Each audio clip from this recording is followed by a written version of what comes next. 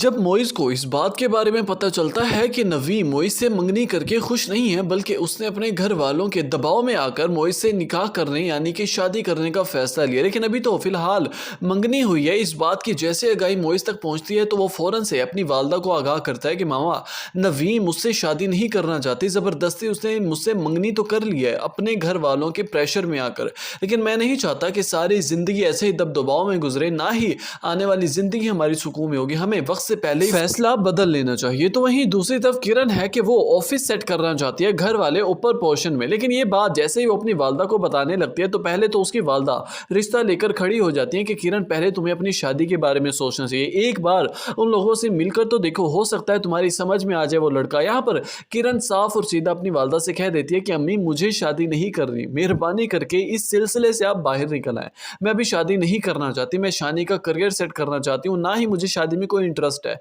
मुझे अपना बिजनेस आगे ग्रो करना है, बस मुझे आपकी इजाज़त चाहिए, मैं ऊपर वाले पोर्शन में अपना ऑफिस सेट करना चाहती हूँ। इस बात की इजाज़त अब किरण को तो मिल जाती है उसकी वालदा की तरफ से, लेकिन उसके बाप को जैसे इस बात के बारे में पता चलता है तो वो कहने लगता है कि तुम्हें सबसे पहले सफदर के भांजे से शादी करनी होगी, मेरा यही अटल फैसला है। ये बात के चक्कर हैं, बात के मसले हैं, अगर तुम्हें शादी के बाद ये सब कुछ करना हो तो कर लेना, लेकिन यहाँ पर ये सब नहीं हो सकता, तुम्हें अभी फिलहाल अपनी शादी के बारे में सोचना चाहिए। यहाँ पर किरण कह देती है कि अब्बा, मैं शादी तो नहीं करने वाली, ये भी मेरा अटल फैसला है, आप चाहे जो कुछ मर्जी कह ले, मैं इस फैसले पर रजामंद नहीं होने वाली। यहाँ पर उसका वालिद चिढ़कर कहने लगेगा कि तो फिर ठीक है, मेरी तरफ से भी कोई इजाजत नहीं है, तुम इस घर में रहते हुए ये सब काम नहीं कर सकते। कमरे में जाने के बाद जब किरण की वालदा उसके बाप से कहने लगती है कि आखिर आपने ऐसा क्यों कहा, आखिर वो हमारी बेटी नहीं है क्या, उसको कोई हक नहीं है अपनी जिंदगी जीने का, अपनी जिंदगी के फैसले लेने का, ये घर मेरा भी है, इस पर मेरा भी हक है, मैं भी अपने घर को अच्छी तरह से संभाल सकती हूँ, लेकर चल सकती हूँ। लेकिन यहाँ पर अभी ये शख्स चुप करके खड़ा रहेगा, क्योंकि अच्छी तरह से जानता है कि ये घर तो मैं अपने नाम करवा चुका हूं, इससे नहीं पता, तो मैं अभी बताना भी नहीं चाहता,